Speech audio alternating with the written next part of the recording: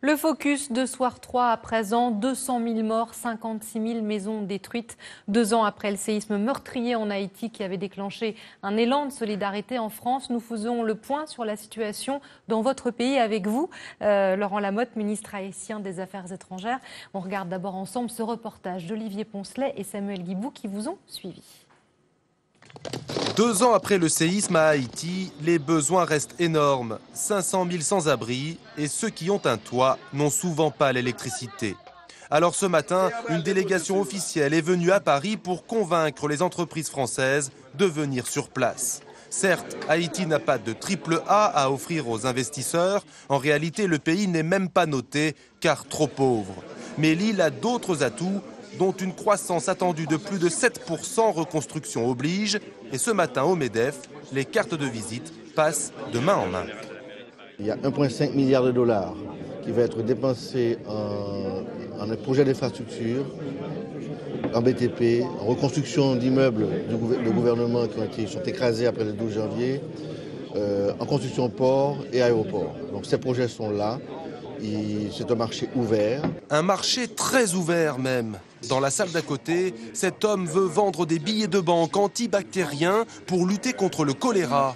Aux prises avec le ministre des Affaires étrangères du pays, il n'hésite pas à lui demander de modifier un futur appel d'offres en sa faveur, une manière de piper le marché public.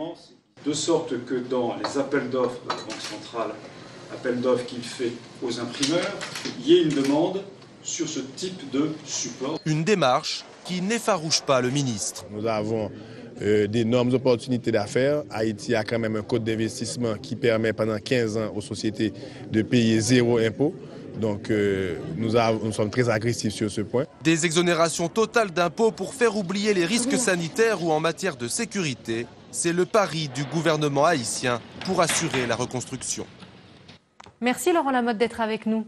Merci. Vous êtes donc le ministre des Affaires étrangères d'Haïti. On l'a vu dans le reportage d'Olivier Poncelet. Nous, on a des images souvent de misère, surtout après le drame du tremblement de terre. Et là, on voit des hommes d'affaires qui vous courtisent, qui vous donnent leurs cartes. Ça ne colle pas forcément avec l'image qu'on a de l'île.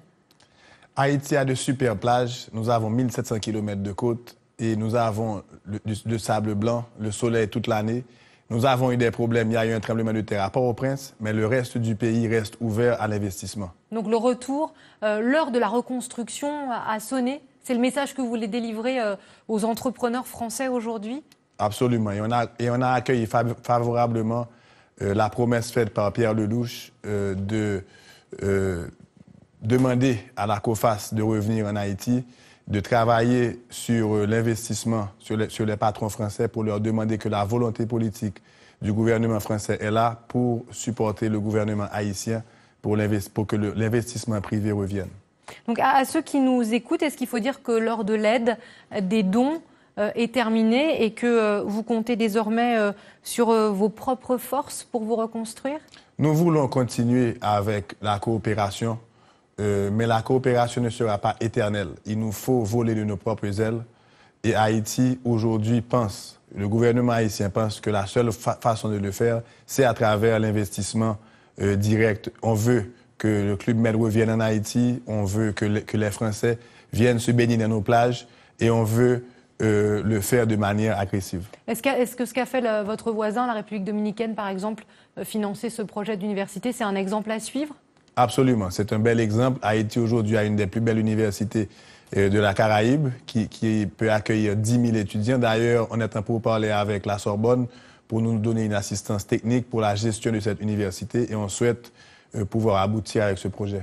Alors, est-ce que ce nouveau départ économique que vous représentez aujourd'hui à Paris est aussi synonyme de changement de mœurs politiques?